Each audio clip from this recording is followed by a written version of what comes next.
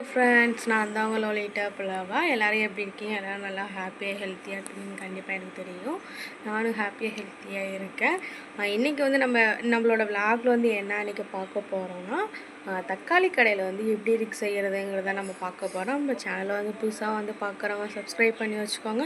நம்ம சேனலில் வர வீடியோஸ் வந்து உங்களுக்கு கண்டினியூவாக வரணும்னா பக்கத்தில் வந்து சப்ஸ்கிரைப் பட்டன் பக்கத்துலேயே பெல் ஐக்கான் இருக்கும், அதுவும் டச் பண்ணி வச்சுக்கோங்க. நான் போடுற வீடியோ டெய்லியும் ரெகுலராக உங்களுக்கு வரும். கண்டிப்பாக ஃப்ரீயாக இருக்க டைமில் வந்து கண்டிப்பாக யூஸ் பண்ணி பாருங்கள். தக்காளி கடையில் செம்மையாகவே இருக்கும். யூஸ்ஃபுல்லான ஒரு வீடியோ தான். இட்லி தோசைக்கு வந்து செம்ம மேட்சிங்காக சிம்பிளான ஒரு ரெசிபி தான் அது. வாங்க நம்ம வீடியோக்குள்ளே போய் பார்க்கலாம். வாங்க போகலாம். தேவையான பொருள் வந்து நான் ஒரு 7 தக்காளி பழம் வந்து சின்ன சின்னதாக குட்டி குட்டியாக அந்த அரிஞ்சு வச்சுருக்கேன். அந்த நடு சென்டரில் வந்து அந்த ஒரு கனமான ஒரு பகுதி இருக்கும், அதை வந்து நான் வெட்டிட்டேன். ஏன்னா இப்படி இருந்தால் கொஞ்சம் வந்து ஒரு சாஃப்டாக இருக்குங்கிறதுக்காக நல்லா மசிஞ்சு வரும். இதுக்கு வந்து பெரிய வெங்காயத்தில் வந்து ஒரு மீடியம் சைஸ் வெங்காயம் வந்து 2 எடுத்துருக்கேன், 2 வெட்டி வச்சுருக்கேன். பச்சை மிளகா காரத்துக்கு வந்து பச்சை மிளகாலாம் 4 பச்சை மிளகா வந்து வெட்டி வச்சுருக்கேன். அப்புறம் கொஞ்சமாக சோம்பு, பூண்டு, அப்புறம் வந்து குழம்பு மசாலா வந்து நம்ம இருக்குல்ல சாம்பார் பொடின்னு சொல்லுவோம்ல, அதுவும் போட்டுக்கலாம். இல்லை வீட்டில் இருக்கிற குழம்பு மசாலாவுமே நம்ம இதுக்கு வந்து யூஸ் பண்ணிக்கலாம்.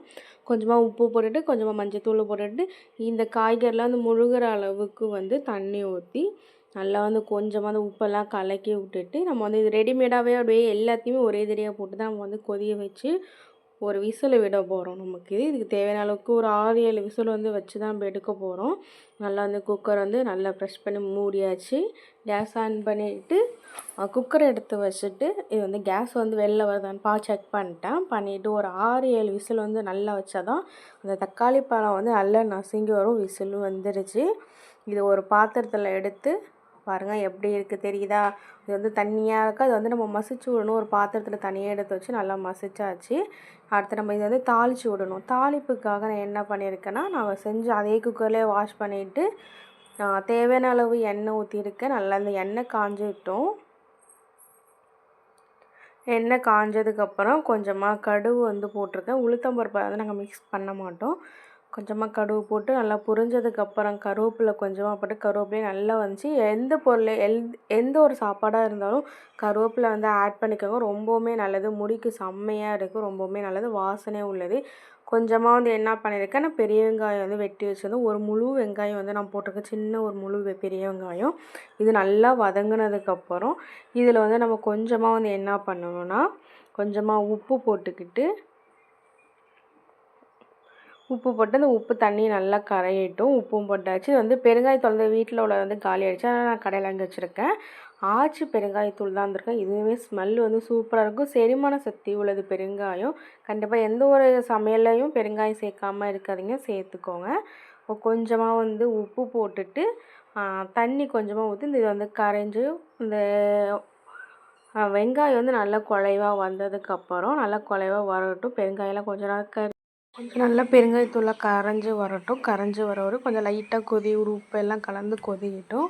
கொதிஞ்சதுக்கப்புறம் நம்ம என்ன ஒரு பாத்திரத்தை எடுத்து வச்சுருக்கோம் இல்லையா, நம்ம இது பண்ணி வச்சதை அதை வந்து மத்தி எங்கள் வீட்டில் இல்லாதனால இந்த ஒரு ப்ரெஷர் மட்டும் தான் இருந்துச்சு. அதை வச்சு நல்லா பண்ணிவிட்டு நல்லா கலக்கிவிட்டு நல்லா வந்து குழைவாக வந்துருச்சு தக்காளியுமே. இப்போ வந்து நல்லா இதுவுமே கொதிஞ்சிருச்சு. கொதிஞ்சதுக்கப்புறம் இப்போ நம்ம கலக்கி வச்சுருக்கோம் இல்லையா, குழலாம் ஆக்கி வச்சுருக்கோம், நல்லா மசிஞ்சிருச்சு. அதை எடுத்து போய் அந்த குண்டால வந்து தாளித்து விட்டுட்டு தாளித்ததுக்கப்புறம் இது கொஞ்சம் நேரம் அப்படியே கிண்டி விட்டதுக்கப்புறம் கொஞ்சம் நல்லா கிண்டி ஒரு கொதிட்டும்.